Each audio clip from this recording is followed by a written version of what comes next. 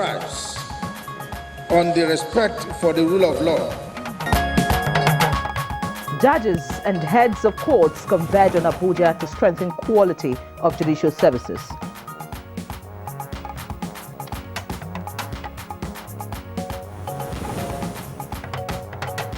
Court of Appeal reserves judgment in Osun governorship election.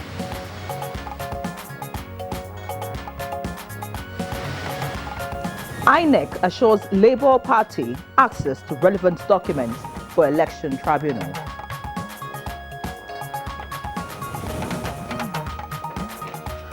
And on Good Morning Nigeria today, we shall discuss the battleground states of the March 18th elections.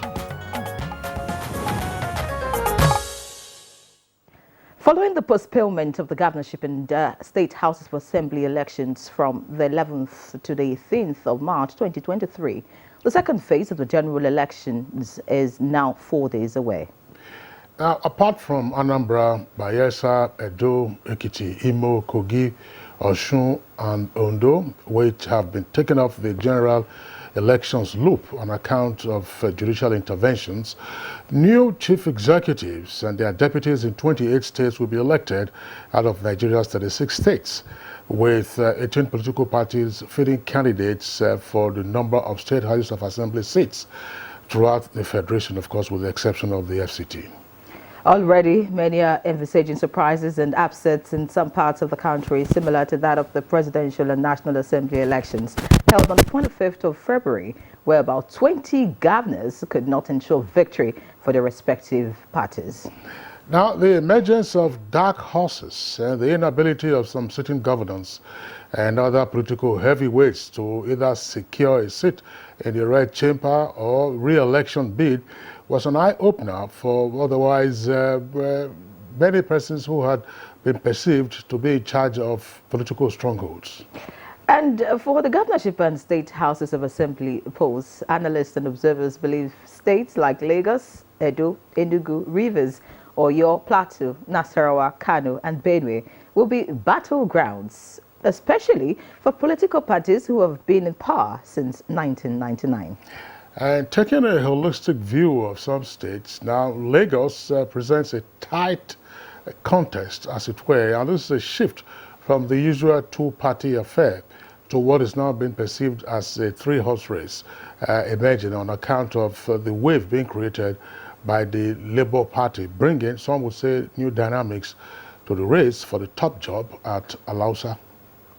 The sitting governor Babajide Sanwo-Olu of the APC now has not only the hitherto main opposition party's candidate, PDP, Abdulaziz Adeniro, to contend with, but also hurdle of the Labour Party's Gbadebo Roads rival to scale.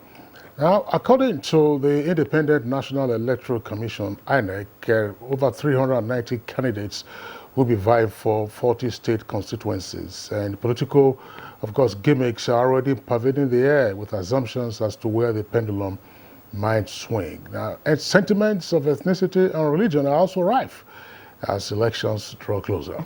Indeed, Kingsley, and many are wondering if the preceding years and the two-term dominance of the APC will count, or if the insidious OB factor, which seems to have taken some states by surprise, will take the day. Now, the scenario in Enugu might not be the same, but pundits are contending that for the first time since 1999, the control of the PDP over the state could be hanging just by a thread. Now, four major parties, of course, the APGA, that's All Progressives Grand Alliance, the APC, Labour Party, and the PDP are contending for the top seat in Enugu with candidates from the Enugu East Senatorial District. Rabiu Kwankwaso's overwhelming votes in Kano predictably speaks of his popularity on the platform of the new Nigeria People's Party, NNPP. However, the forthcoming governorship election spells a different ball game with the two leading contenders from the NNPP and the APC. Now, the state houses of assembly election in Anambra and Edo, of course, is one that many are saying, watch out, as the Labour Party presidential candidate, Mr. Peter Obi, has called on voters in those states to vote for candidates of the party That's to say in Anambra and in Edo, despite insinuations of threats of impeachment emanating once the new lawmakers get to settle down in their respective chambers. Of course, we know that in Anambra is Soludo, who is governor, and in Edo is Governor Obaseki, who is Soludo. So both governors, of course, have also hit the hustings, as it were, canvassing votes away from those who are now deemed to be very strong challengers in the State House of Assembly polls. Observers are of the opinion that the recent sweep of the National Assembly seats in Edo South by the Labour Party, Edo North, as well as part of Edo Central by APC, appears to be the game changer for PDP and losing their grip in the state, since they could not claim any senatorial or representative seats at the just concluded National Assembly polls. Now, that's a development many might say to be a threat, as it were, to the governor's tenure completion if the opposition were to triumph in the House of Assembly elections. Now, for your state, it's also brewing uncertainties, as the APC has issued an advisory, many would say, to the governor to guard his loins, especially the drama surrounding the G5 governors. Of course, we're part of all of that drama. And we have seen what the drama has turned out to be in terms of electoral dividends.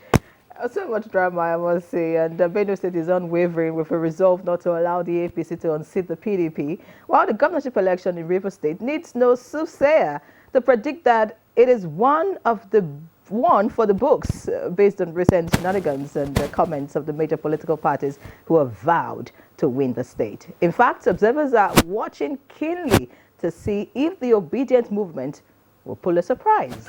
Well, of course, these are some of the issues we shall be taking a look at with our guests in our conversation segment on Good Morning Nigeria today. Of course, as we said, it's just a matter of days away to the rescheduled governorship and state houses of assembly elections. So, Battleground states for the 18th of March. On which note, I'd like to welcome you to this edition of Good Morning Nigeria. I'm Kingsley Osadolo. And just to let you know that if I were a Nollywood producer, I'll probably have so many storylines from this election, I must tell you. Oh, big time, big time, big time. No question about that. Not just, I mean, script writers will have quality scripts to hawk to various producers, and there won't be any let up in terms of enthusiasm from cinema goers. All right, I'm Henry John, and I am here on the NTA. I'm representing Good Morning Nigeria. They say some governors are kneeling down. Some governors are kneeling down, and then that's... Some are repairing phones. Some are repairing phones. They have turned ushers in churches. Some are also hairdressers, we understand.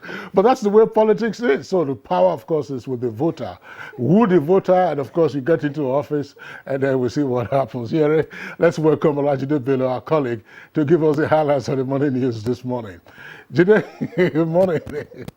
Good morning, Kingsley. Good morning, Yere. And I hope Yere is going to give us a good title for her proposed movie. Absolutely. Yeah, and okay, let's head straight to the news. The presidency wishes to react to some public concerns that President Muhammadu Buhari did not react to the Supreme Court judgment on the issue of the 501,000 old currency notes and states here plainly and clearly that at no time did he instruct the Attorney General and the CBN Governor to disobey any court orders involving the government and other parties. A statement from Garba Shehu, Senior Assistant to the President on Media and Publicity, says that since the President was sworn into office in 2015, he has never directed anybody to defy court orders, in the strong belief that he can't practice democracy without the rule of law, and the commitment of his administration to his principles has not changed. The statement adds that following the ongoing intense debate about the compliance concerning the legality of the old currency notes, the presidency therefore states clearly that President Buhari has not done anything knowingly and deliberately to interfere with or obstruct the administration of justice. The directive of the president following the meeting of the Council of State is that the bank must make available for circulation all the money that is needed, and nothing happened to change the position. The Central Bank of Nigeria says owed 200, 500 and 1,000 banknotes remain legal tender. The Apex Bank, in a statement on Monday evening by its Acting Director Corporate Communications, Issa Abdulmumin, directs all deposit money banks operating in Nigeria to comply with the Supreme Court judgment of March 3, 2023. The statement also advised all concerned to comply accordingly. Meanwhile, the Nigeria Labour Congress (NLC) has given the federal government 7 working days with effect from 14th March 2023 to make Naira notes available, or it will direct workers to stay away from work until the current cash crunch is resolved. President of the Nigeria Labour Congress, Joe Ajere, issued the deadline at the opening session of the Central Working Committee meeting of the Labour Union in Abuja. Ajere frowned at the difficult situation foisted on Nigerians as a result of the Naira redesign and went on to issue a stay-at-home order to workers across the nation if the authority fails to do the needful at the expiration of the 7 days. He equally criticized the current fuel scarcity in the country, lamenting that workers in Nigeria are being pushed to the wall. Judicial independence has been identified as the cornerstone of every democratic government that protects the rights of the citizens. It is in the light of this that over 100 judges and heads of courts across the country converged on Abuja with the aim of strengthening quality of judicial services. Democracy strives on the respect for the rule of law. Its principles also advocate the independence of the judiciary, the doctrine of separation of powers, guarantee of fundamental rights, freedom of expression epitomized by free press and media, as well as free and fair elections. The Court of Appeal sitting in Abuja has reserved judgment on the Osun State governorship election. The 3-man panel of appellate court led by Justice Mohammed Shuaibu gave the other in Abuja.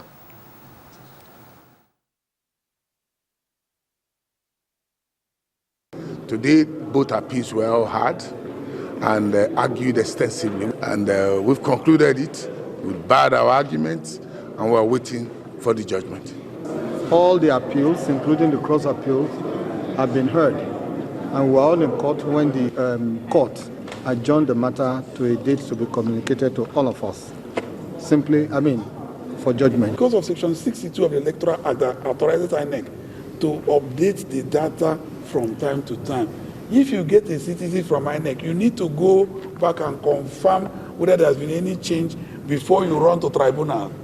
So they didn't do that. They prematurely just took one CTC and ran to the tribunal and made the major mistakes. Now they were able to convince the tribunal, but the Court of Appeal will be wiser. Chairman of Independent National Electoral Commission (INEC), Professor Mahmoud Yakubu, has assured Labour Party of access to all relevant documents to enable it to pursue its case at the Election Tribunal. At an emergency meeting with the Labour Party legal team, INEC chairman pledged to hold a meeting with the 37 resident electoral commissioners to allow the Labour Party and other parties access to electoral materials, as the commission has nothing to hide. He, however, sued for proper communication to avoid hitches on the process. Leader of the legal team, Levi Uzoku, expressed worries that with about 10 days left for the party to file its suit, the commission was yet to allow the party access to the materials, but thanked the commission chairman for the reassurance. The Inspector General of Police, Usman Alkali Baba, has directed commissioners of police in charge of state commands to ensure that investigations in all cases of violations against the 2022 Electoral Act during the February 25, 2023 presidential and National Assembly elections are concluded and the cases forwarded to INEC for prosecution. A statement by the first Public Relations Officer, Olumiwa Adejobi, indicates that the IGP has also tasked strategic police managers to engage stakeholders in their respective jurisdictions through town hall meetings and other viable avenues in achieving credible governorship and state assembly elections. The Africa First Lady Peace Mission, under the leadership of the First You're still watching Good Morning Nigeria on the network service of the NTA. Now time for business news. Within the space of 3 months, from September 2022, the National Pension Commission, PENCOM, has recorded 14.99 trillion naira of pension assets, bringing it to about 568.33 billion growth in the commission. This is against the 14.42 trillion to 14.99 trillion in December 2022. The Commission stated this in its last quarter of 2022 report of pension sector published on its website. In another development, the Hong Kong and Shanghai Banking Corporation Limited, HSBC, have acquired failed Silicon Valley Bank UK for £1 to strengthen its operations in the UK to be funded from existing resources. In a press statement, President Biden emphasized on protecting depositors but not investors in Silicon Valley Bank and Signature Bank. Today, thanks to the quick action of my administration over the past few days, Americans can have confidence that the banking system is safe. Your deposits will be there when you need them. Small businesses across the country, the deposit accounts at these banks can breathe easier knowing they'll be able to pay their workers and pay their bills. And their hardworking employees can breathe easier as well. Now let's take a look at Monday tradings on the floor of the exchange.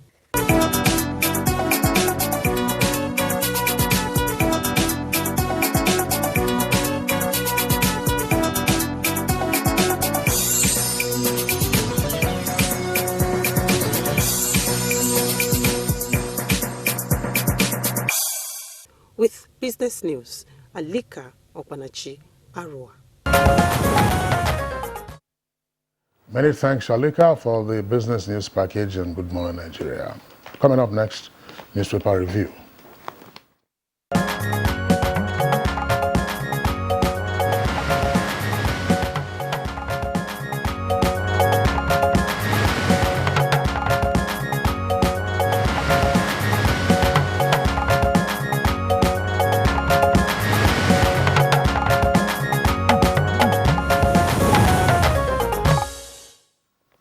Joining us now is Chukwudi Okuli Ugbaja for newspaper review.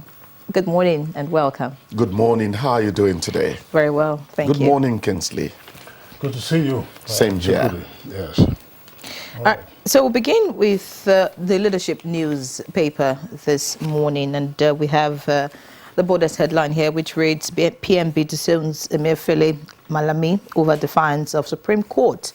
The kicker says a scarcity of Naira bites harder, while the writer says he's not responsible for plight of Nigerians. Old Naira notes remain legal tender, and that's credited to the CBN governor. Labour gives federal government 7 days to end Naira and fuel scarcity.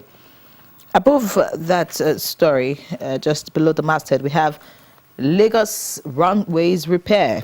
Airlines may incur additional cost and flight delays. In a blue strip, we have, I have no anointed candidates for Senate President and Speaker. That's credited to the President-elect. Details on page 7 of the leadership. Above the masthead, we have UOB Auditor General jailed 5 years for fraud. And on page 6, we have 10 days left to file petitions at tribunal. And that's credited to the Labour Party. Just looking away from that, we have a picture story here of the President returning to Abuja yesterday. And we have appeal court reserves judgment in Oshun Guba case. And just above that, alleged anti-Tinubu plot, we are nationalistic, are political, and that is credited to the army. Details on page 6. Quickly moving to the leadership newspaper now, looking at the Daily Sun. We have CBN directs banks to dispense owed 200, 500, 1,000 Naira notes. Riders says they remain legal tender till December 31 as directed by Supreme Court. Labour gives federal government 7-day ultimatum to address scarcity or risk nationwide strike. You can find details of that story on pages 25 and 26 of the Daily Sun. Just beside the masthead, we have no preferred candidates for National Assembly leadership, just as we saw in the leadership a few moments ago. And we have Buhari never asked Malami, a mere failure to disobey Supreme Court order on old Naira notes. And that is credited to the presidency. Just looking at two more stories right here. We have Post JAM shifts 2023 UTME mock exam. Details on page 26. And then health hazard. Federal government disables solar panel batteries in Abuja school. Details on page 8. That's the much from the front pages of the Leadership and the Daily Sun this morning. We have similar stories also on the front page of the Punch. So we'll just take a few of them that are different from what Ineri read from the Sun and the Blueprint, or Leadership newspaper rather. Federal government probes theft of 1.1 billion, theft in $1.1 billion oil well. Federal government probes theft in $1.1 billion oil well.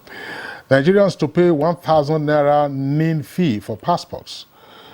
I wasn't part of search for kidney donor, Ekwerimadu's wife. That's on page 8.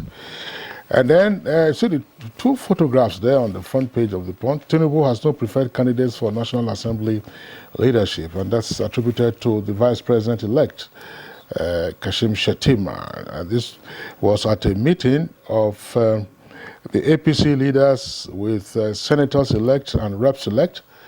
The meeting took place at State House in Abuja on Monday. Chukudi. Thank you, Kingsley. Thank you so much.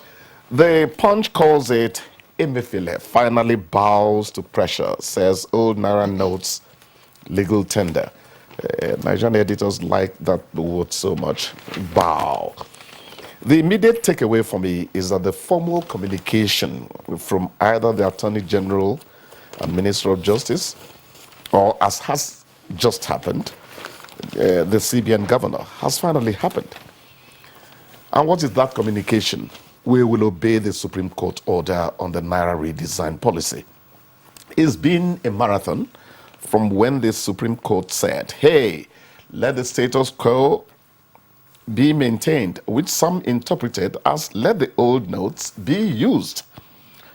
They were, of course, disappointed when, after that court appearance by parties to the Supreme Court process, the president gave permission for only the 200 Naira notes to be released. That's the old notes, released back into circulation. We are all witnesses to what the Supreme Court thought about that in their final ruling.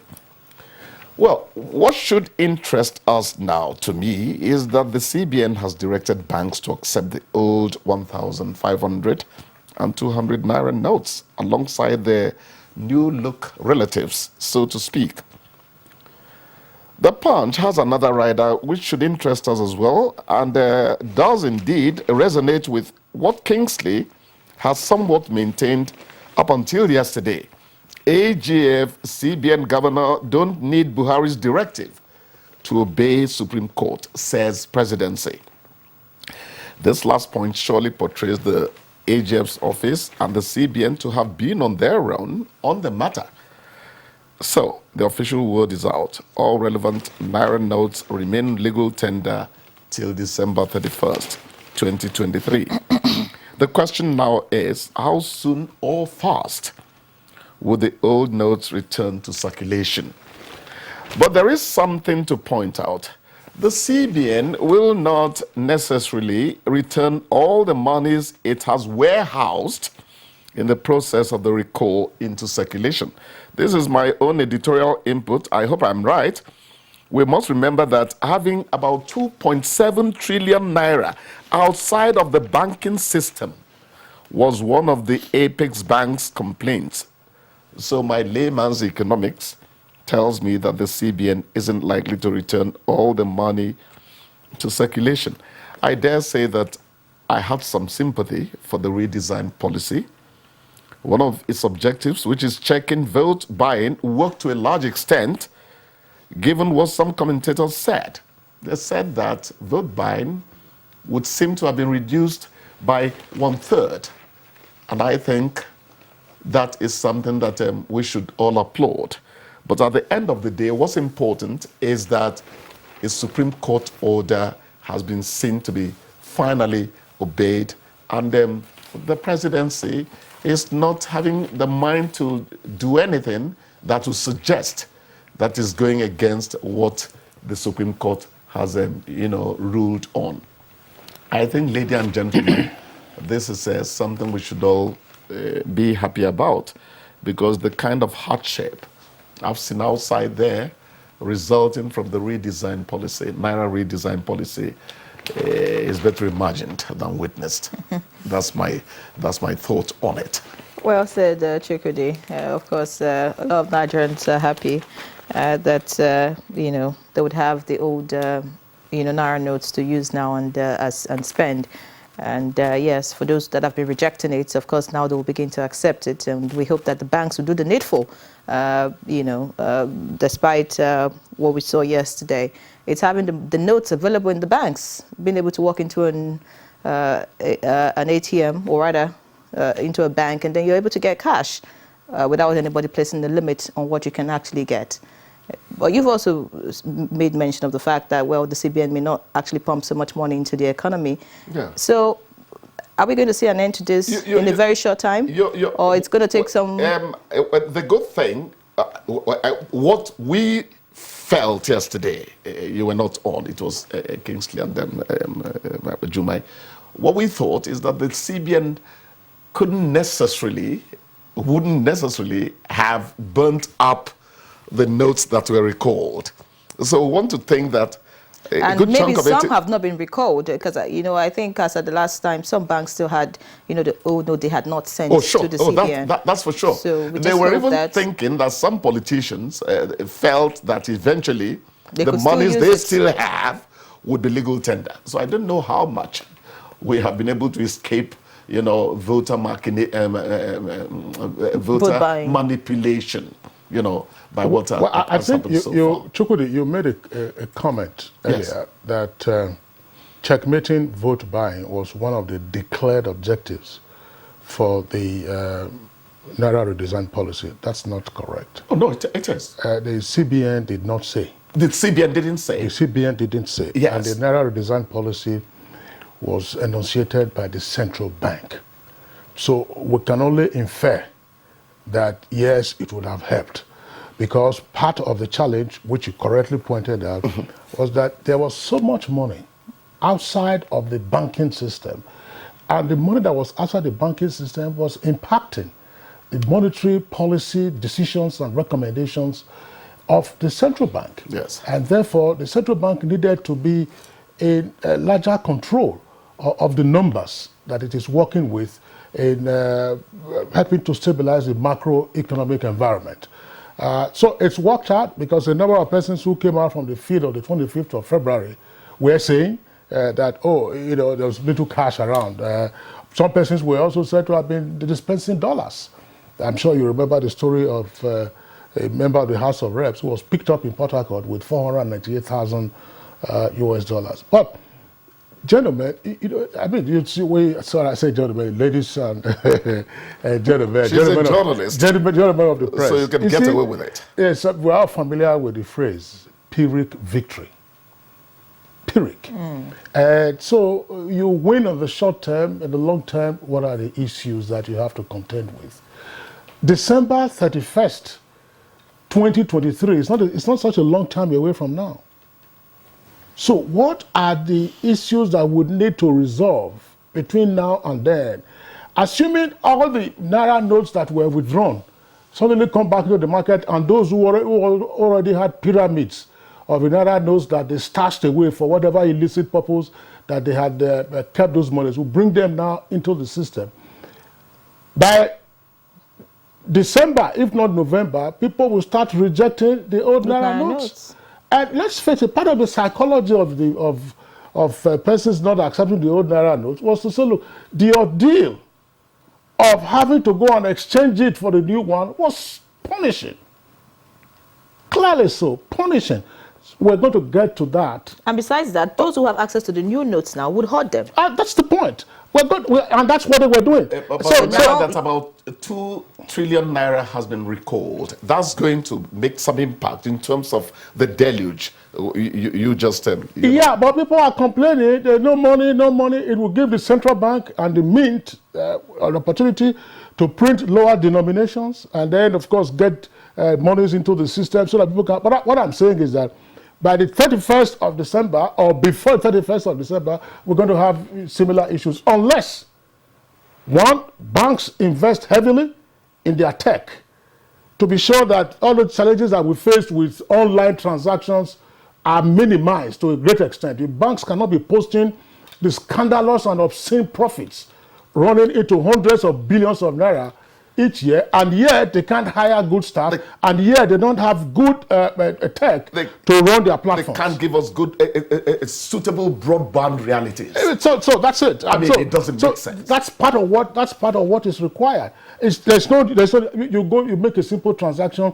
Oh, they will tell you that my account has been debited, yours has not been credited. So the goods you are going to buy, no, you can't take them away. Or people are getting false alerts. So these are the things, and more importantly, banks will have to work on their customer relations.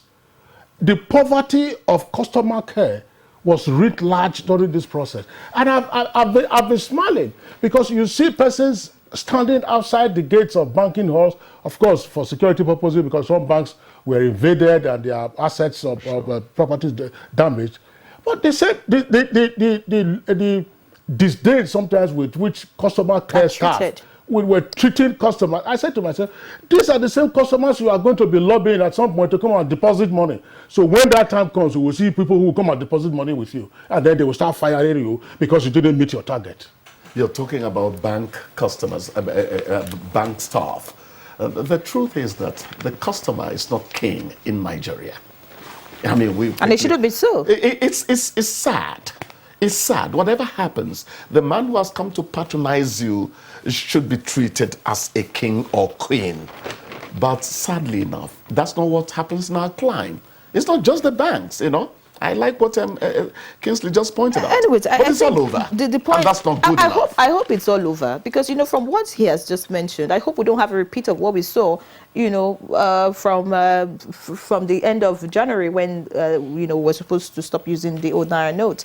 You know, having that same repeat again come, you know, January 1st, 2024, by the time, you know, the old Naira notes will cease to be legal tender. I just hope we don't have the same kind of challenges. We have this knack. We have this knack from lagging. And then I drew attention to this much earlier. And I said, look, the central bank has authority over monetary issues, over legal tender, currency, coinage. That's not debatable. And the currency redesign was only one of a mix of measures. You were talking about the volume of Naira in circulation. Yeah. And the central bank is also talking about a cashless policy. Cashless policy doesn't mean that you won't have cash available, but that you will reduce the quantum of cash in the system. And then, of course, get other platforms which to make your transactions. Yes. Well, some of those platforms haven't matured. And so part of what they would need to do would be to work on those platforms to ensure that all of this there's no environment you go to where you don't have cash, whether in the US, in the UK, or otherwise, you have cash. But these things have to be in a mix. So when you say when it is held that the cashless policy has been struck down, what does that mean? Because part of it was that, you cannot restrain a customer from collecting any amount that the customer wants to collect. Yes, you could say that's fine, but there is also anti-money laundering. How much cash can you have in your possession at any one time? But really, there's a limit to what a customer can get. It's always been there. No, but I'm saying that these are the issues. That's why I talked about period victory. If I walked into a bank, assuming I have that balance, I know that the area will have it, and to a better extent, you will have it. I say I have $1 billion in my account. So I said, branch manager, I want 999 million out of that money, cash. When you say the money is a debt, I mean, on the law of banking and negotiable instruments, the money is a debt. When I call on that debt, the bank is supposed to pay it to me. How the bank pays it to me will depend on a multiplicity of avenues, including me drafting a check. If I write a check or ask for a banker's check or make an online transfer, but if I say I have 1 billion and then bank manager today, I want 999.999 million out of that money, what happens? What happens? That will be unnatural. What? It's my money. Monetary policy auditing. Sorry. Well, I'm happy right, that many petty stores where I live in the suburb of Abuja now have POS machines, whether they like it or not. Yeah. That's a good one. Yeah, before we leave, I know that we have eaten into our time for the newspaper review. The transition of a great Nigerian footballer was announced, and that is Ismaila Mambo. Ismaila Mambo was the chief coach of the Super Falcons, and he took them on a number of international engagements. Polite gentleman, great footballer during his time, and of course he was 80 years old. He played for Mighty Jets of Jos, and I remember this with a great deal of fondness, because the Mighty Jets for many years and many tries couldn't win the Challenge Cup, which is the equivalent of the FA Cup. In 1972, they took on Bendel Insurance for the FA Cup. That FA Cup or Challenge Cup was played twice, because there was controversy at the end of the first match, which took place in Lagos. At the second replay, now the first one ended in a controversial draw. Sonny Badru was there, the referee. The replay was then taken to Ibadan. And of course, Ismaila Mambo, Yakubu Mambo, Kenneth Olayombo and others were for Mighty Jets. It was a big match, a celebration as you will have, of course. And Bendel Insurance was also there, your SCA in goal, Sebastian Broderick, Tony Otta, and a number of other great players. That match ended 3-2 in favor of Bendel Insurance. It was the first Challenge Cup that Bendel Insurance won. And Ogbemudia, who was then military governor of the Midwest, gave the Bendel Insurance players Vespa. You know the Vespa scooter? Vespa scooter with all the boys, all the players there, roaming, painting Benin City red, let them say, and so on and so forth. Sambi Kedi and all of that. So it was a great moment. 6 years later, 1978, Bendel Insurance destroyed the Enugu Rangers in the same time. Where do you store all this? May his soul rest in perfect peace. And I hope he takes his football onto the lost bosom. And when we call him an elder, he tries to escape from that. No, I'm a young man. Don't spoil my market. Where do you store all this? I like that. All right, we do not have time anymore for a newspaper review, but I just hope my producer would allow me to mention this, and I think this is an issue we need to discuss some other time. Health hazards as regards solar panel batteries. I think it's important we draw attention to that, because a lot of people are beginning to use solar panel these days. If there are health issues that could emanate from using it, it's important that the necessary authorities actually draw the attention of Nigerians to it, just so that we do not have a problem at the end of the day. So that's a matter for another day. So would leave newspaper review at this point. Chikudu, many thanks for joining us. Thank you so much. So we'll take a break, and of course it's Battleground today on GMN. Answering shortly.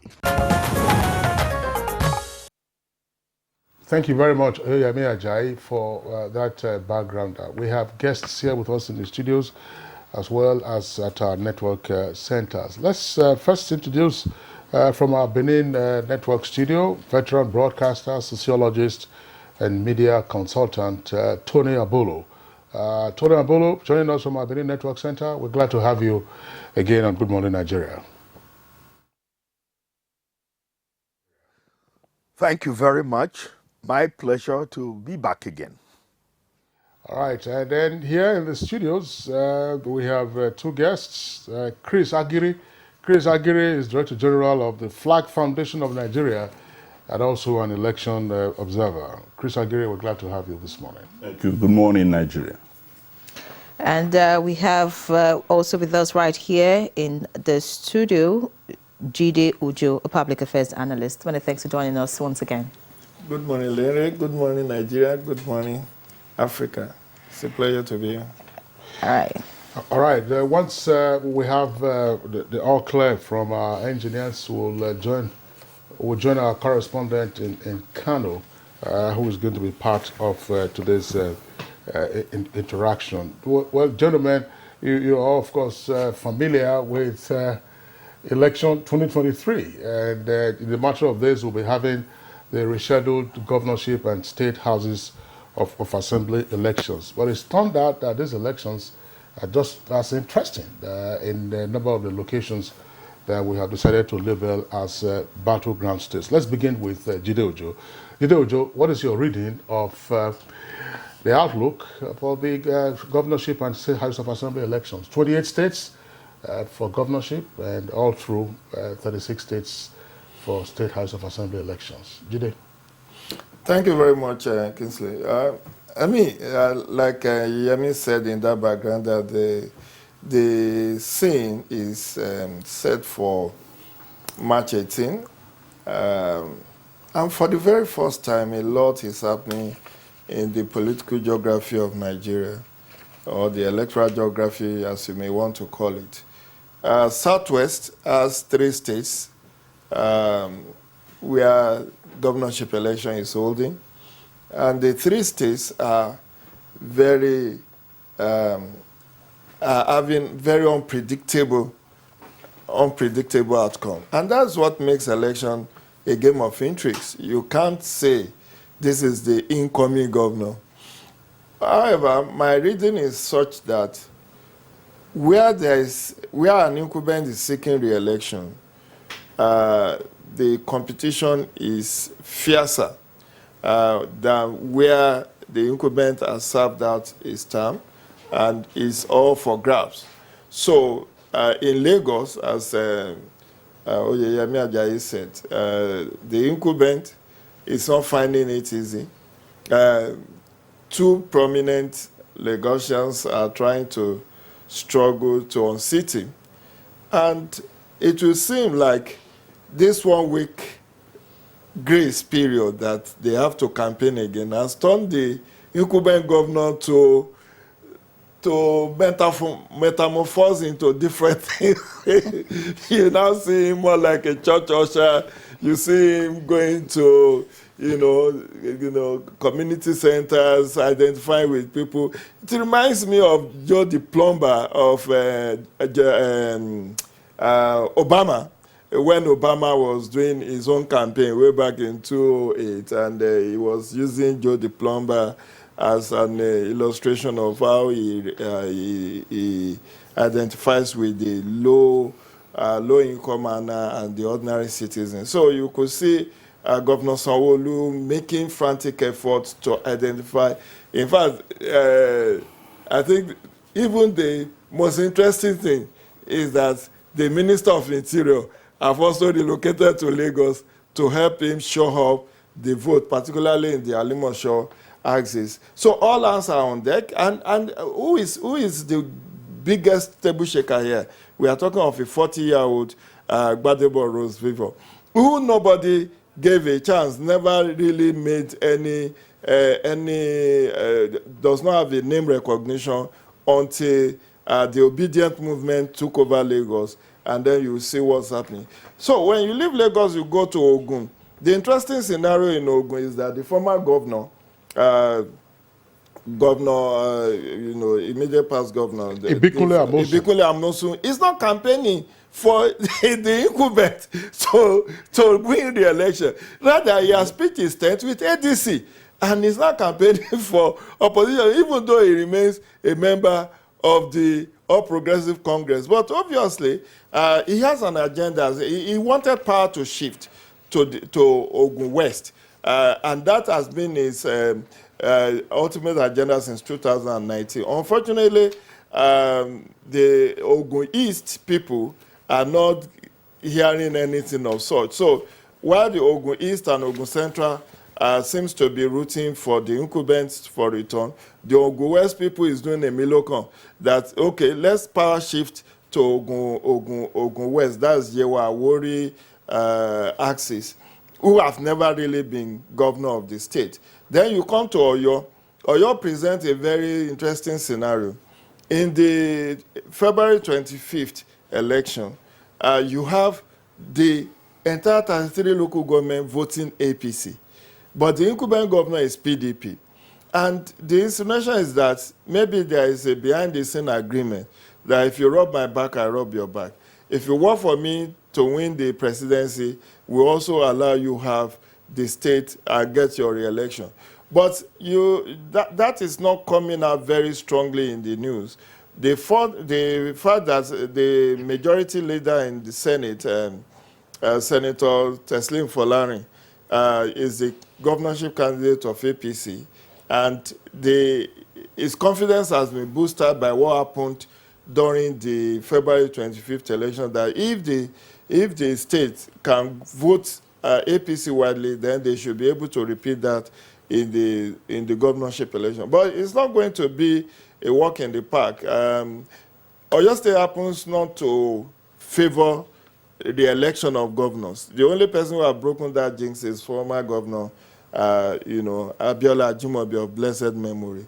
But we wait to see what this weekend will bring, whether there is a pact behind the same pact, gentleman's agreement, to support the incumbent governor, Seyi Makinde, or that, it was a feat, the February 25th feat was actually because of the love people have for the president-elect, Tinubu. So across the country, whether you go south-south, you go southeast, you go northwest, Kano presents a very interesting scenario itself, where three serious contenders, at least major contenders, are vying for the governorship seat.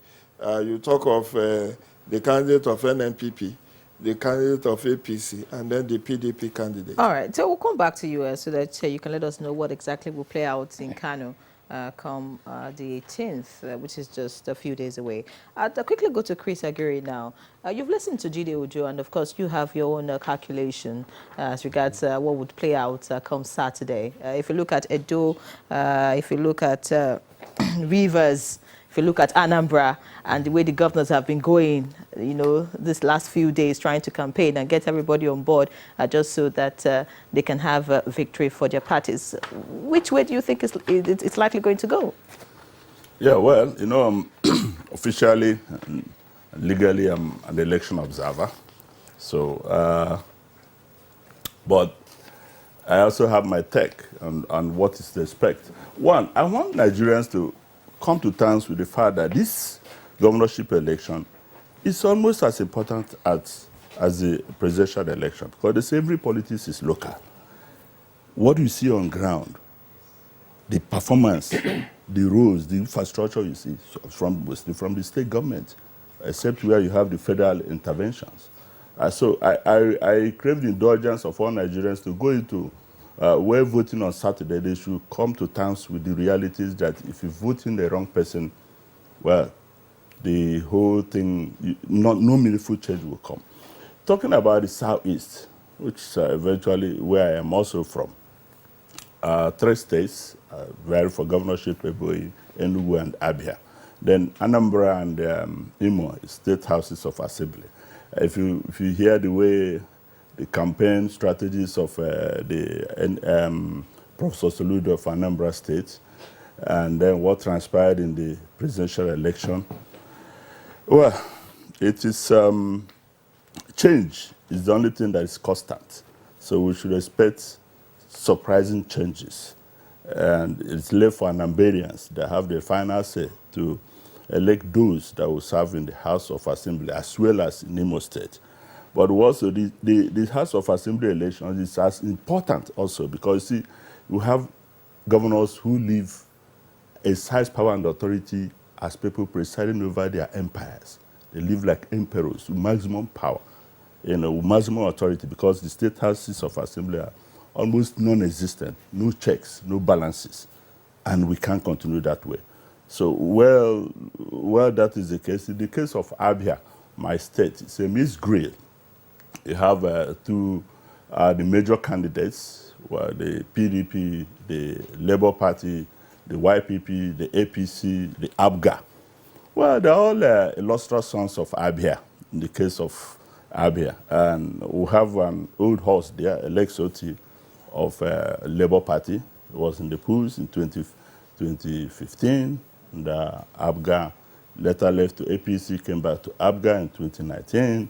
Now here he is. We have the PDP, that is the dominant party that have been presiding over the state, and they have a person of Okoya Hiwe too, and is somebody who is also popular in the state, and the YPP, a younger person, dynamic. You have Professor Ibe of Grigori University, who is also an illustrious one, as well as the APC, candidate. APC is the ruling party, and so it's going to be a mixed grid. That is the local politics, the dynamics of it's our turn, it's not our turn, and so on and so forth. In Enugu State, you saw what happened during the presidential election. Labour, a lot of people have sympathy for Labour, probably because of the way the Enugu East senatorial candidate was killed, and so on and so forth. Well, same with Ebonyi State. Ebonyi State, you have the incumbent governor, who now is senator-elect. Well, he is best described as an emperor presiding over Ebonyi. But this is the time for people, all we are crying for is, look, let there be peace. Let the elections be peaceful. Let people freely go and exercise their civic duty. Let there be no intimidation. Let there be no harassment in any form across board in all the states.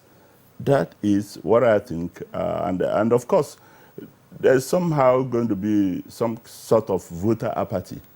Of course, you had what happened during the last election, where we were expecting an estimated 50 million voters. Lo and behold, this happens to be. Let's hope that the electorates themselves, the youths, will turn out en masse. And I will also advise that the security agencies to be at highest alert and to up their game, and then be on the watch out, because our governors can be desperate, either to remain in power for those who have another term, and to get possible successors. So I expect the best. Yes, I expect the best in the governorship election. All right, Chris Agiri, thank you very much for your comments. Let's go over to our Benin Network Center, where we earlier introduced Mr. Tony Abolo. Mr. Tony Abolo, let's have your opening salvo, as it were, on the battleground issues around Saturday's governorship and state houses of assembly elections. You are with us in Benin, and the Old Midwest or Old Bendel, it's also very interesting. No governorship election in Edo, but House of Assembly elections, we understand, pretty tough. In Delta, it is both governorship and state House of Assembly elections. Again, we understand, very tough. What's your reading of the situation there and elsewhere?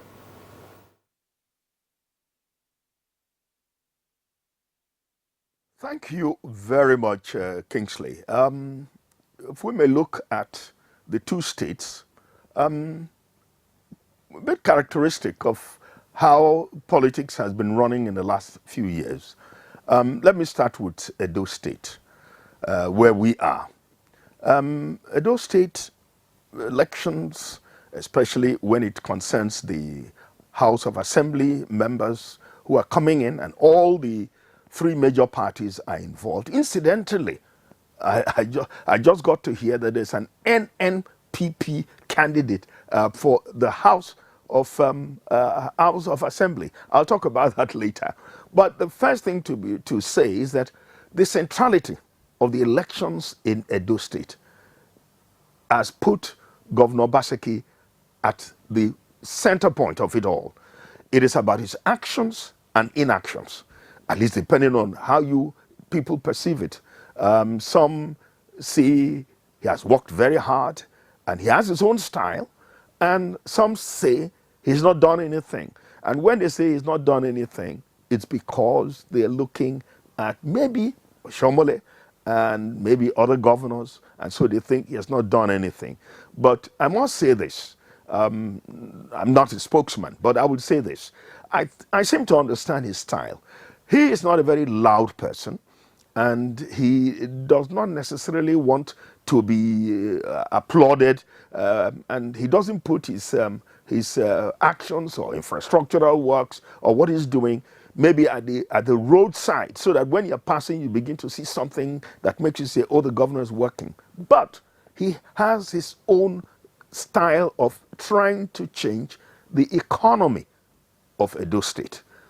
This may not have been pleasing to so many people, and so because of that, some think he's not doing anything. Never mind the old complaints you hear about sharing money or not sharing money, but he says he has to be accountable. He wants to make sure that every money goes a lot of mileage. Then that is one thing his style has affected. And then again, his own publicity, let's face it. His publicity has rather been centered on maybe social media. Then I say to myself, I mean, why do you want somebody to hear in New York about what you're doing in Edo State? Why don't we hear it in Edo State? Hear and see. So because there's not so much loud noise about him, by and large, people will get to tell you he's not doing anything. Then comes the real trouble. Now, the real trouble is about the house that was not said to be properly inaugurated. It had few members, 8 or 9 to 12 members, and people say, well, that is not how the house should constitute. The 18 members ought to be there because that will hold the government accountable, and people will speak for the people. That is those in the house. But that has not been happening. So because of that, people think that this election is about how do we get all the parties, at least let it be a mix, in such that you have PDP, you have APC, and Labour, and then NNPP, like I just said to you. So that is the context in which the elections are being held in Edo State. Then let's go over to the Delta. That's a different ball game. By and large, a lot of people are saying the governor seemed to have over-concentrated whatever he had to do in his Owa Lero area, which is somewhere in Ika area. And so people are a little angry, and that's why in terms of Labour votes, Delta North was more for Labour. And of course, in character with the Delta South, they also voted more of Labour.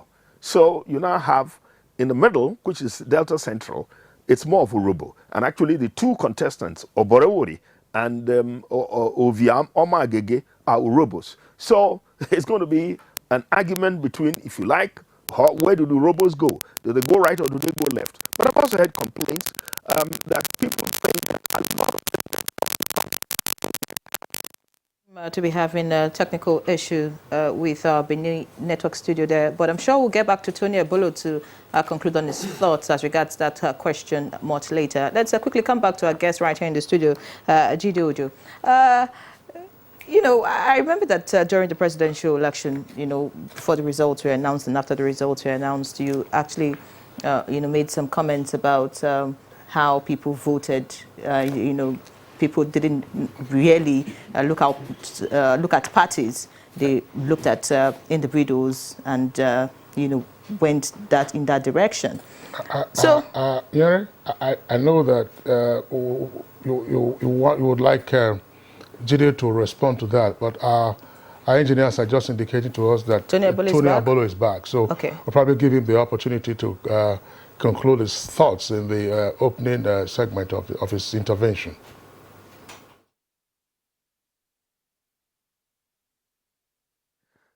Thank you very much.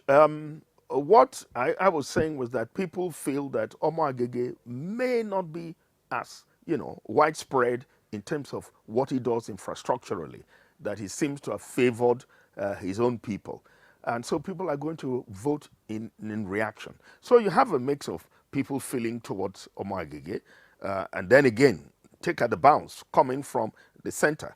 If APC has won at the center, people may feel, well, why don't we integrate into the national politics as opposed to being opposed? So the tendencies are spread and not very definitive. And so you cannot tell yourself as at this point what is likely to happen. But by and large, the mood in Delta is that PDP may not have it easy. And so we're looking at what will Labour do, making inroad into APC, and that's the outlook of Delta State. Thanks, Tony Abolo.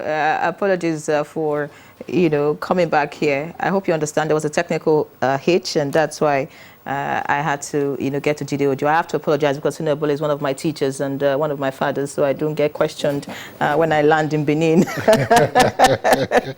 No, well, I mean, you understand that he's a veteran and you have tech issues. All right. So, Jide Ojo, so I'll quickly get back to you now.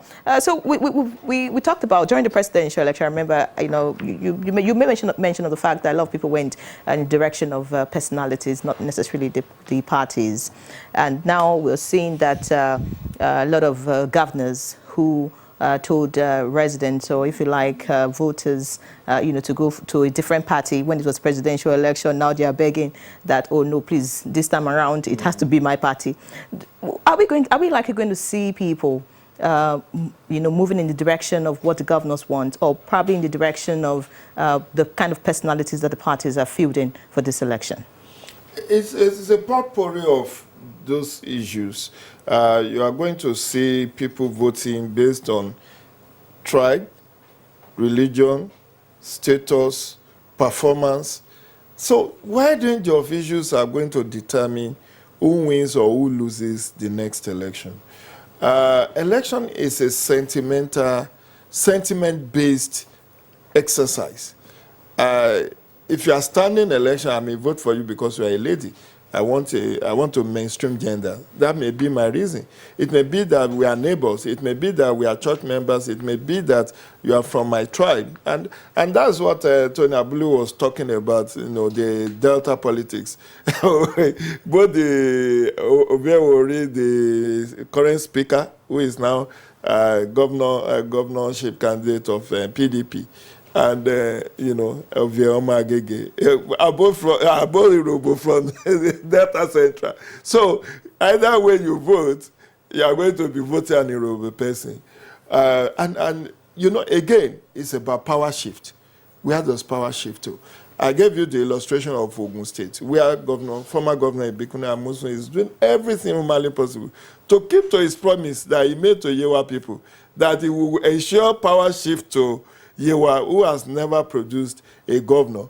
Unfortunately, he couldn't get it done in 2019. It's an open secret. He never supported the emergence of Prince. What's it called? Prince Biodun.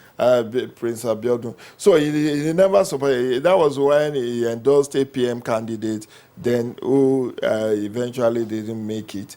And then now he's supporting the ADC candidate to Otegbe to. So politics is a mixed grill of variables in determining how people vote. You could see Governor Sanwo-Olu, like I said, now going from one church to the other like an evangelist, trying to identify with people, standing outside the church to shake people's hand. I hope he continues after his victory next Saturday, because if he doesn't, then that is hypocrisy. So you see people doing all sorts of things because you want to appeal to people's emotions. And that is what election is all about. Even though, legally speaking, and Kingsley will testify to this, legally speaking, where we cast our ballot, we are casting for the party. That's what the law says. Well, that's what the Supreme Court has told us. But we know, I will vote Kingsley any day, whether he's going to perform or not, because we've come a long way. He's my elder brother. So there will be that sentiment why I will vote. So what we are likely going to see on Saturday will be people voting based on different parameters. In Lagos, again, people voted on February 25 on 5 different parameters. And I've said this in my column in The Punch 2 weeks back. They vote ethnicity, they vote religion, they vote on the basis of NSAS, the ashes of NSAS, they vote on the basis of excruciating pains of naira scarcity and fuel scarcity in Lagos. And then they vote because they just don't like the face of Tinubu.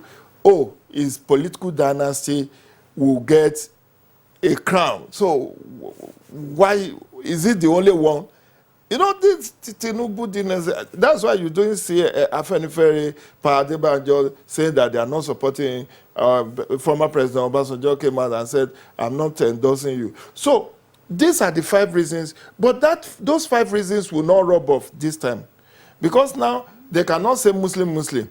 So now Sanwo-Olu is a Christian, Amzat is deputy, is a Muslim. So you cannot play the religious card now.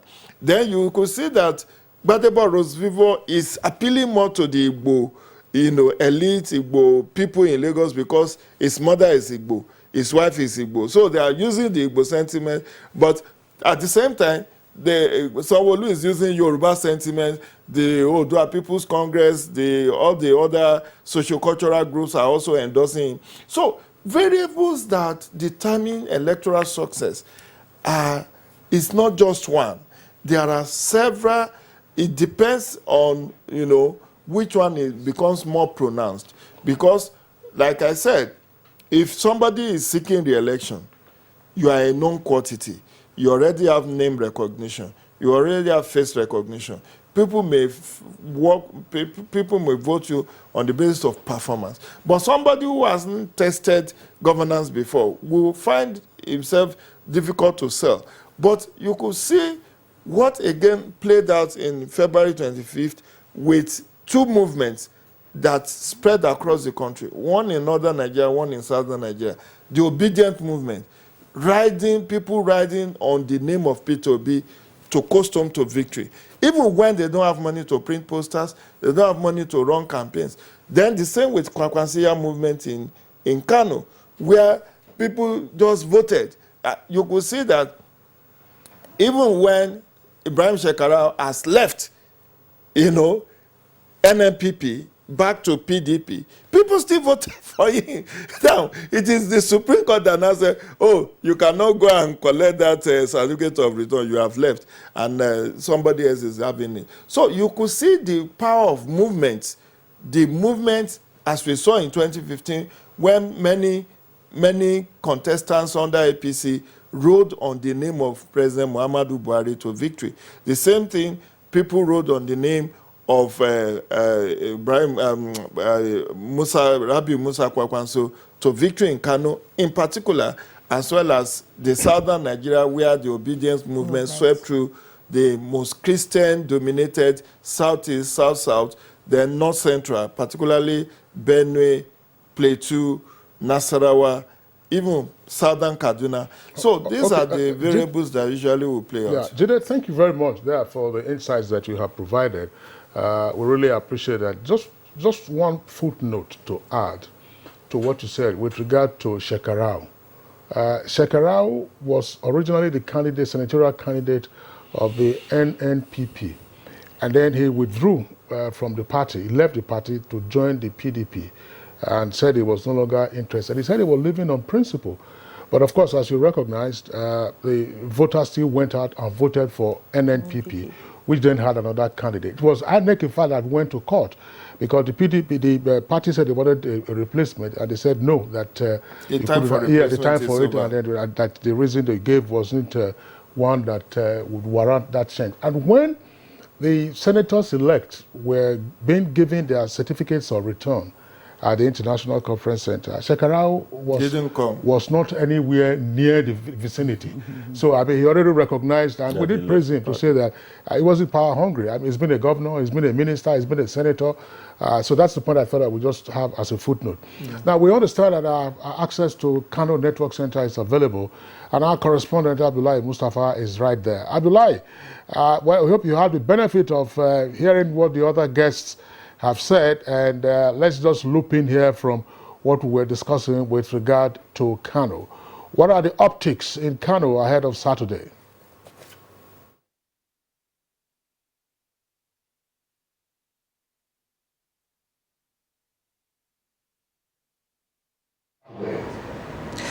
Thank you very much. Kano has a peculiar situation here. Kano has 5 major candidates contesting for the governorship election, and all of them, or most of them, are from Kano Central. For instance, APC, Nasiru Yusuf Gawuna, Sadiq Wali of PDP, and Saliu Tankoyakase, they are all from Nasarawa local government area. Nobody is talking about that. Then that of NNPP, Abba Kabir Yusuf, is from Gwale local government area, while Shaaban Sharada of the ADP is from Kano Municipal. So the issue here in Kano is not about where you come from or any other sentiment, but is based on its performance based.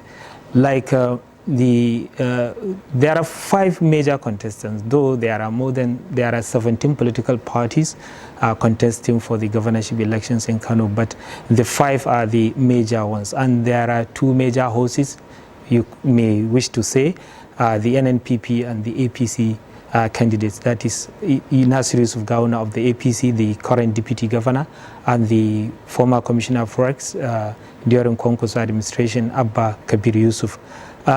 So the campaigns, especially with this extension, they are using the time to use media platforms to canvass for their political party, accusing their key opponents for their actions and inactions during their tenure as a government. Like, for instance, the government, the APC candidates or the party is asking voters not to trust the NNPP because they are coming to destroy their legacies. But the NNPP also are saying that it is the APC that is that has started that. It destroyed the legacies of the Konko's administration when it came in 2019, and that there are other issues like the grievances of some like pensioners and the likes of that, and also the state policy on like land and development control in the state, which the NNPP is against. But there are other parties, like unlike what the guest in the studio said, the 3 NNPP, APC, and PDP. But actually, in Kano, what you have is APC, NNPP, ADP, PDP, then PRP. Why? Because these 2 major ones are more popular because the APC is the APC candidate is the deputy governor. He was a local government chairman. He worked with Shekaro. He was a commissioner of agriculture during Konkosu. And until a few weeks to the primaries, that he also resigned his appointment as commissioner under Ganduja, and he's also deputy governor. While Abba Kabir Yusuf was personal assistant to Konkosu since his first tenure in 1999 to 2003. And also as defense minister. He was also the commissioner of works. He superintended the execution of all the mega projects, especially the major flyovers, the longest dry bridge in Nigeria, constructed by Konkosu. So he was popular that he was being described as workaholic, while Gawuna was described as an easygoing politician that is free to with all interest. Thirdly, Shaaban Sharada is the youngest contestant. He contested with Nasir Yusuf Gawuna at the primaries. So Action Democratic Party gave him the ticket. He defected to that party, and he came to political limelight just in 2015 because he was personal assistant to President Muhammadu Buhari on electronic media. So he used that opportunity to create jobs and to attract development projects to his community, and in 2015 he was elected member House of Representatives. So, and he's being considered by his constituents as the best performing legislator since 2019. So he's popular for that those 2 factors. But for the PDP, that is Sadiq Wali. He's a son of former Minister of Foreign Affairs and diplomat Ambassador Amin Wali, a Second Republic politician. So he's known as somebody, a key player in that Wali camp of the PDP. and he was commissioner of water resources under Ganduje. So too Saliu Tonkwayakas, a popular, he's a social media influencer. Everybody that is on Twitter will be seeing Dawisu, and also too on Facebook. So his policies, especially, he has beautiful blueprint, just like Shaban, who rolled out a 17-year development plan. So in Kano, the voting pattern will be based on what you have for us, what you want to do. But for the two key players, it will be between the two key players. That's what many people are saying, because not much is being said about the rest, apart from maybe Shaban, who is has the support of the youth in most parts of the state. Okay, Abdullahi, thank you very much there for the detailed profiles that you've given of the leading candidates in Saturday's governorship election. Well, tell us something. Always we understand that this is a contest between Kwankwanso and Ganduje, and they are all, of course, interrelated in terms of their previous work experience in government and so on and so forth. Against the performance of Kwankwanso in the presidential election and the factor of incumbency for the ruling APC in the state, what is likely to play out if Shekarau, who's always been known as a tiebreaker, were to stay aloof, or will it still remain a decisive factor in what happens in the governorship elections on Saturday?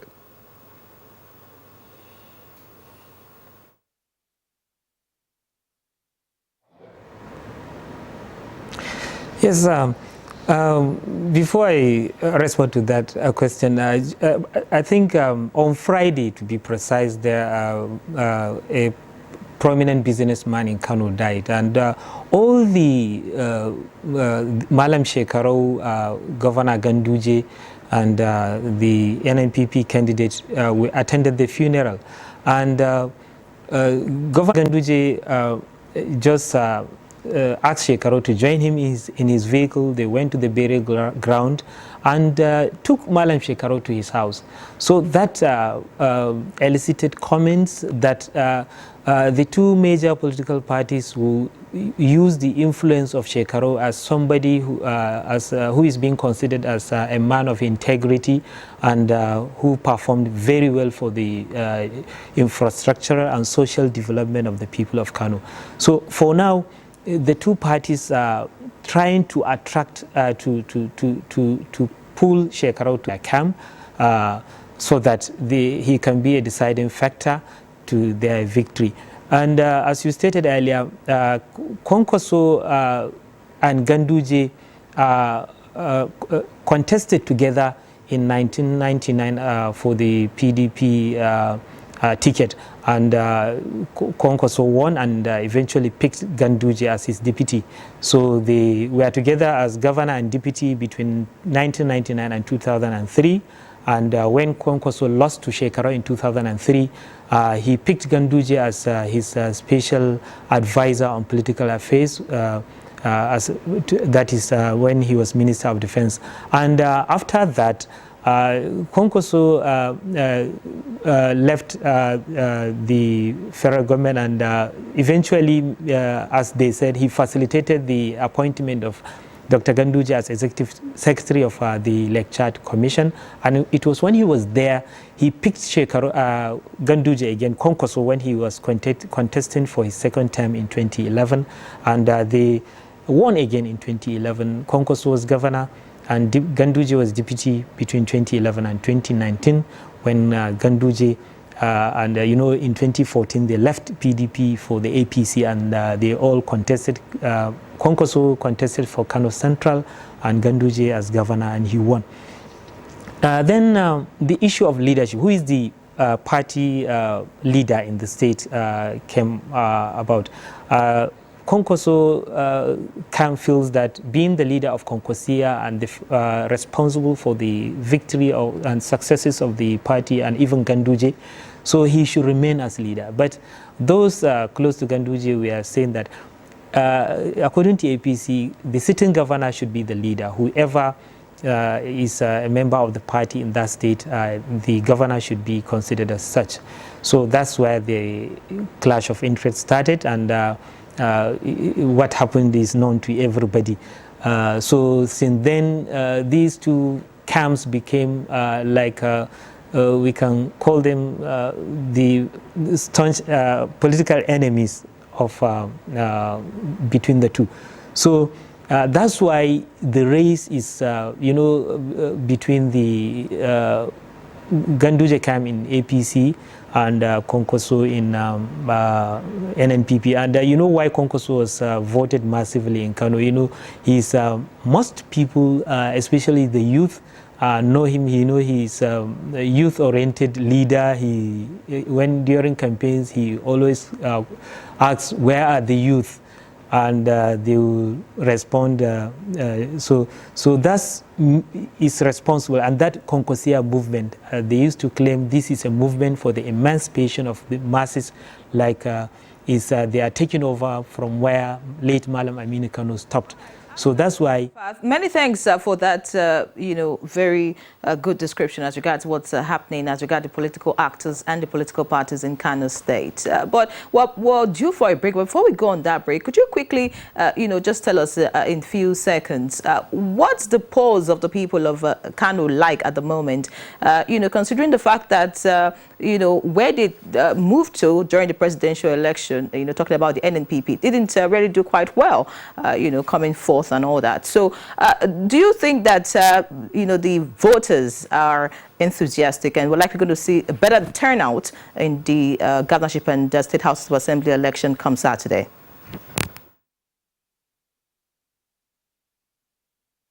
Election comes Saturday.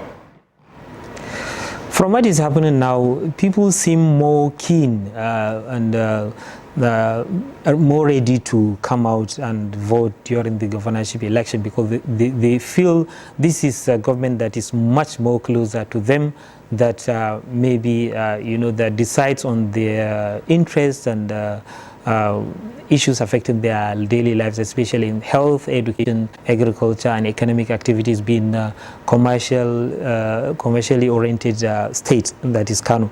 So many people, if you're talking, from what people are saying, they are coming to vote. I'm sure there will be a significant increase in the turnout of voters during the Saturday's governorship election. And people only is on the election day you can say what may likely happen, because even during the presidential election, nobody expected what happened in Kano, and the election was in favor of NNPP, and they now, out of 24, they have 18 members of the House of Representatives and 2 out of the 3 senators. But what may be the leading factor is performance. Like what happened in the National Assembly elections, Senator Barrow Jibril is just the best performing, and despite the strength of NNPP in Kano North, he still won his election. But this maybe also may not likely be the same, and it may be so. But we have to wait till that on Saturday maybe and see what people will do, because nobody at the moment can tell who will be the leading candidate among the 5 major contestants. Of course, we'll come back to you before the program ends. Let's take a break. It's Good Morning Nigeria Live, the network service of the NTA. Please stay. All right, you are welcome back, and it's still Good Morning Nigeria on the network service of the Nigerian Television Authority. Let's go over to our Benin Network Center and rejoin Tony Abolo, veteran broadcaster, sociologist, and media consultant who earlier made his intervention. Mr. Abolo, I was just wondering, some pundits would have indicated that, look, the domino effect from a presidential election would impact the elections at the subnational level. But we know that the presidential election itself was a tight race, and suddenly some of the factors that played out on that occasion are also at play, in addition, of course, to the local peculiarities that you had earlier indicated. What is the general outlook, in your perspective, in some of the locations that we have tagged battleground states, including Edo and Delta, which you've already talked about?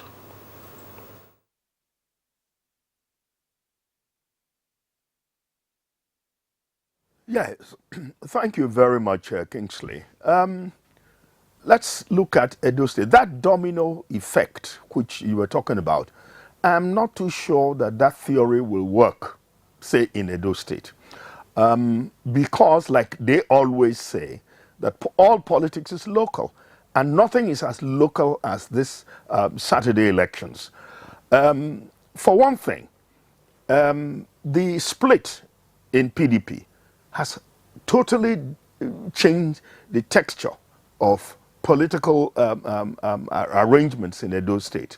Let's take Edo North, where Shomole has become the senator-elect because of the kind of things he did while he was the governor.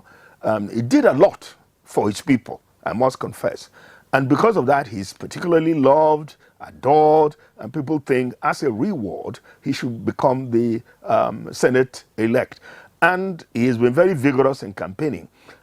So it's like they might reward a lot of people in APC in Edo North. Edo Central is in revolt.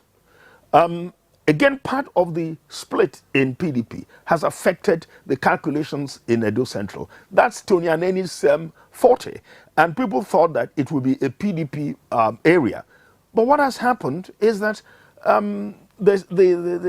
it seems as if the governor's side was siding the people. They had used the word no third term. And if that is the case, people said, no, we'll move elsewhere. So the people own the process. And because of that, they voted APC. And that is likely to happen again in this Saturday election, except in Esan Central, Esan Western, Igweben constituency, where you have the Speaker of Edo State House of Assembly and Labour even contesting. That's a toss-up area, I must confess, and it can go anywhere. And given the mood I find on the ground, I don't know whether the Speaker might sail this time because of the anti-PDP mood in Edo.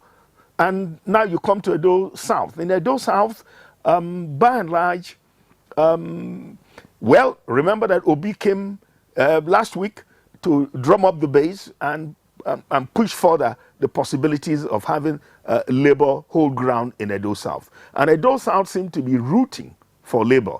And again, Labour is being courted both by APC and PDP. But if at all, but I have my doubts, and they've already said that they're not aligning with anybody, they might go on their own. And if they go on their own, perhaps they may be able to win something out of Edo South. But whether the momentum that we had leading to the presidential election might sustain, I am not quite seeing that. I've talked to a few people. Then Labour says, well, they're making some move here and there, they're campaigning. But then the governor has been moving up and down. Well, the report you tend to hear is he's begging and he's pleading. Please understand that, well, I'm not on the ballot. It's your person that is on the ballot, your local representative. If you allow them to come and be PDP members of the House, then I can finish what I'm doing excellently well. But if the people are listening, that's another subject matter. From what I hear on the ground, that does not seem to cut ice with the people. Then let's jump into Delta. In Delta, we're not too sure whether PDP would sail. It's a bit doubtful because remember that Onan Efebori, who is, if you like, the acclaimed godfather of Delta politics, the governor seemed to have disobeyed him, if I put it in inverted commas, and he should have listened to the governor and allowed Ibori's choice of Edewie. If he had allowed Edewie's choice to become the governor, I'm sure that would have given PDP a chance. But then you find that there's somebody from Isoko area, Joel Onuwakbo, who is contesting and has become a senator-elect in Delta State. So if Chief Ibori has seemingly defected towards that side, and he has a lot of clout and influence, and we here is trying to link with Omo Agege, if he does that, then you can see the possibility of APC coming up. But whether Labour can make any difference in that area, I have my doubts. But then again, coming back again to Delta, to Edo State, Oshomole came shaking even Edo South, and even said as much as he wants other people to come in, especially APC, so that he can at least impeach the governor. And that kind of a statement seemed to have irritated the Benis. The Benis are in anger. Why should somebody come from Etsako land to come here and dictate to them? So because of that, that means APC's chances seem remote. So you can look back in Edo and say that it's likely to be Labour, at least in the Edo South, APC, Edo Central, and then APC can take the North. So that is the kind of divisions we have all over the whole place. Going forward, that some of you in the studio there in Abuja looked at enthusiasm. There's going to be more enthusiasm because there's a gubernatorial contest in Delta. We don't have that. And it is here we are only having House of Assembly in Edo State. So while there could be a big contest and a lot of campaign and drive and effort, the governors have been offering, call it juices, hoping that they can entice people. Ages of civil servants, I think, was either extended in Delta, then they gave them some monies, I heard, which I thought was a bit, no, well, for all it is worth, 10,000 or so to every civil servant, I guess to, okay, defray whatever expenses, I don't know what that could be, but if that happens, well, will that swing them? I doubt. Here, there have been a lot of things about pensions. Despite the accusation they're making of the governor, some pensions have been paid. And I think as far back as 2012 or 2014, some pensions are being paid by the current governor because he's been a bit prudent in managing his funds, pay civil servants as and when due, which is a credit to him. So whether or not the appeal they've made to civil servants in Edo State might produce the kind of result that would swing the votes towards PDP, I don't know, because you ask yourself, how many civil servants are there and how many are those in the electorate? So let's see what the bounce may be at this weekend.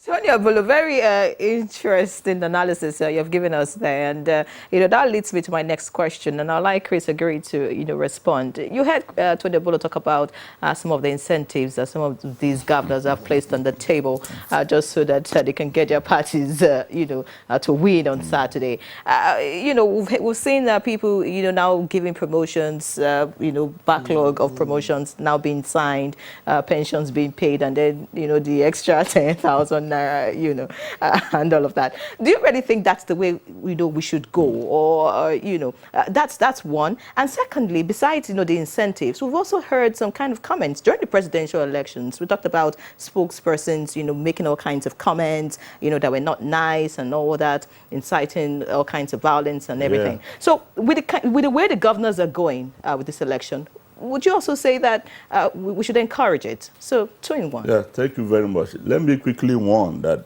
the parties that are sending 10,000 to whosoever, for what purpose? That can be interpreted to be vote buying. And I will advise vote buying. I will advise observers that will observe the election in those areas to look out for vote buying. It is on record. That is vote buying, voter inducement, and that's against the Electoral Act, and it can be charged and be jailed for it. And that will tell you how desperate they are becoming.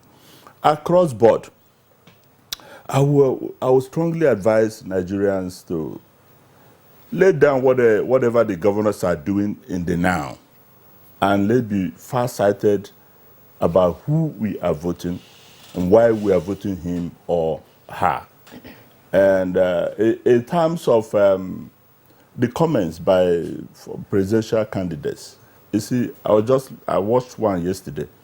If you look at the state of the nation, this is the time that all and sundry should filter their language. We are in the process of healing.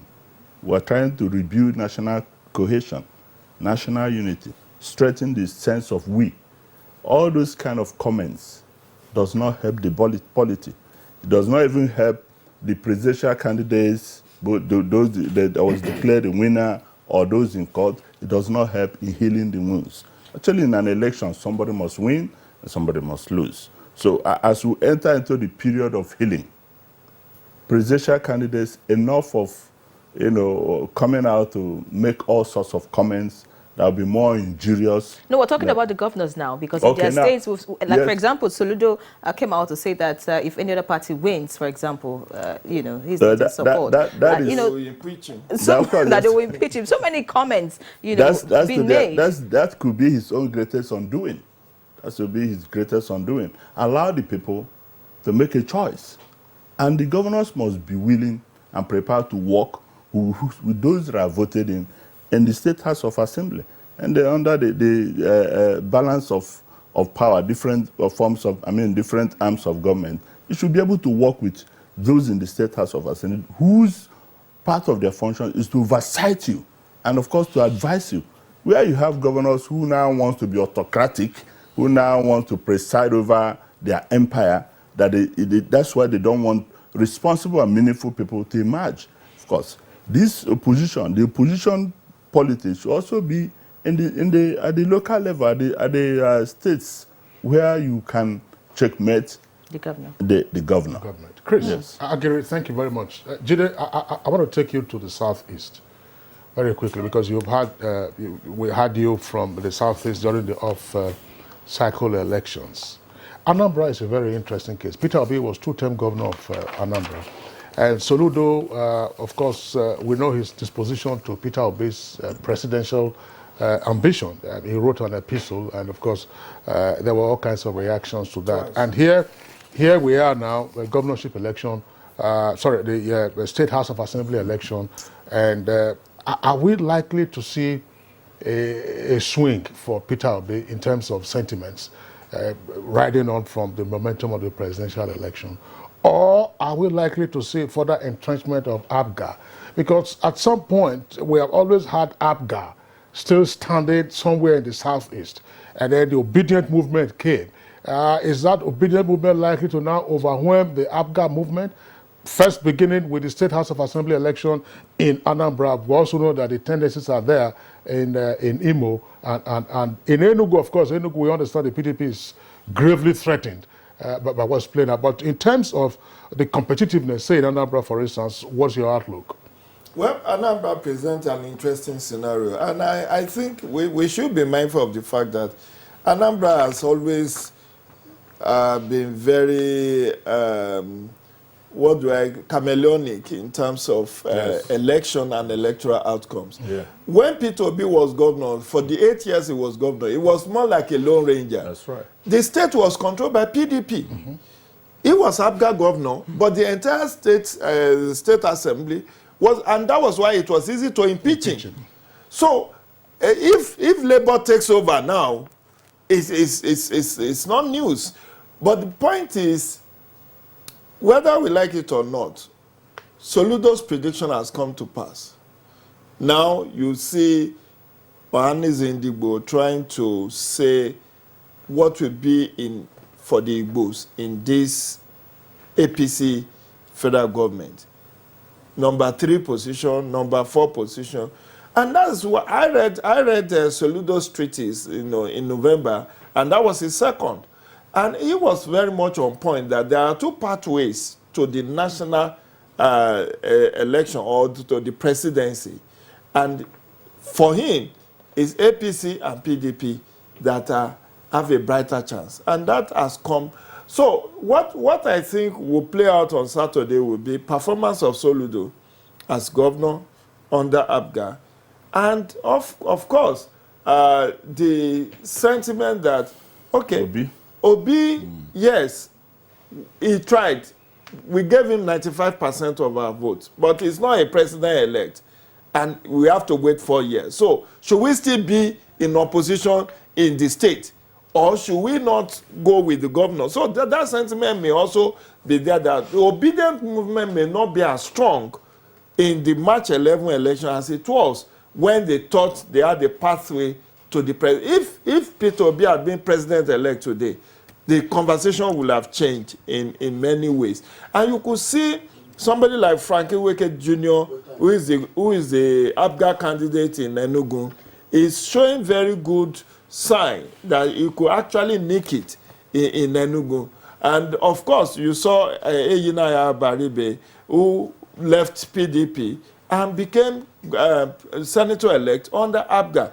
So the ABGA sentiment is still very strong, but I think it's going to be the Anambra State House of Assembly will be divided between ABGA and ABGA, and PDP, and Labour, because you can still know discountenance PDP sure. altogether. They have a number of godfathers in Anambra. They're sort of big guns. And you could see also Ifeanyi Uba, Capital Oil, also reenacting his magic YPP. Under YPP. He still retained his seat under YPP, yes. Despite the fact that the state is known to have very huge sentiment for ABGA. So Anambra is a state to watch. But I think Soludo has nothing to, although he's raising the sentiment that if Labour takes over, it could be impeached. Yeah. But that's if he commits impeachable offense. Right. Like my brother said, it's performance. If you perform well, negotiate. We don't want a one state that you can get loan, 50 billion loan, you send in requests in the morning, by evening they've endorsed, because it's a one-party state. So it's good to have a plurality in the State Assembly so that people can ask questions and oversight you in such a way that good governance becomes the main interest and achievement. All right, many thanks, Jide Ojo. But just to quickly let you know before we go, I've said that you're on my blacklist, because when I asked my previous question, in one breath, you said you were going to vote for me because I'm a woman. In that same breath, you said you would vote for Kingsley because he's your elder brother. I just thought you should note that. We are not from the same constituency. We are not from the same constituency. Thank you. We are not. Both of you are not from the same constituency. I plans on my own vote. Yes. I'm a feminist. All right, so that will be it on Good Morning Nigeria today. Many thanks to our guests. I'd like to, appreciate our guests from our Benin studio, Tony Bolo, one of my very great teachers, and of course my father, a veteran broadcaster, sociologist, and a media consultant. Very nice to have you on the program, and of course we do hope that we'll have you some other time. Thank you. And right here in the studio, we had Jide Ojo, Public Affairs Analyst. Many thanks for joining us. My pleasure. Chris Aguri, the DG Flag Foundation of Nigerian Election Monitor. Many thanks for sharing your thoughts with us. And of course, Abdullahi Mustafa in our Kano Network studio. Many thanks for being with us. And that's Good Morning Nigeria for today. As always, we are appreciative of